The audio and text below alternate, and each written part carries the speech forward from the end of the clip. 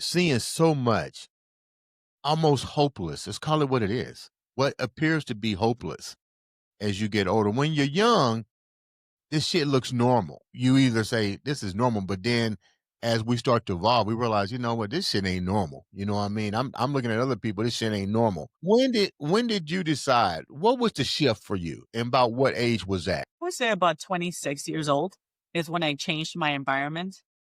I started working at a prestigious law office as a secretary, Mm. and I met a Latino professional, and I thought all Latinos lived the way we live. And I met a Mexican attorney, and he only had one kid. And I asked him, baffled, why do you just have one kid? You have money. You know, Mexicans have a lot of kids, and I'm going to have a lot of kids. And then he said, no, you don't have to have a lot of kids because you're Mexican. He said, I wanted to have a child, not populate the world. And that made me realize I don't have to have a lot of kids either. And I only had one child myself.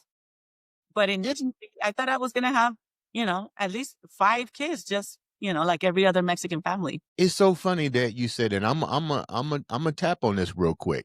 This must be deeply, deeply rooted because we see that in not only the Latino community, the Mexican community, but we also see it in the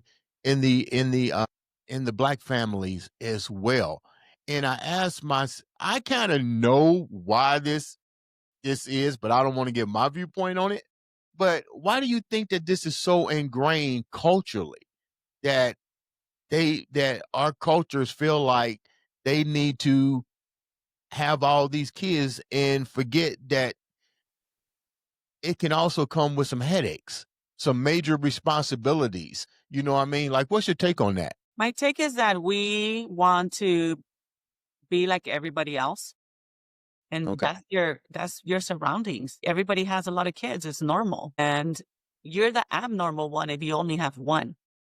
For me, everybody around me would tell me that my daughter was lonely and I should have more kids and what's wrong. And there's no studies that show that one child has any detrimental impact by not having a sibling. As a matter of fact, my daughter had a way better life because she had no other siblings. She We had want, less she had we less to compete want, with. our brain wants to fit in with our environment. That's the biggest danger that we have is because if you are poor, you stay poor. 60% of people grow up in poverty, stay in poverty. And 76% of people do as their parents do.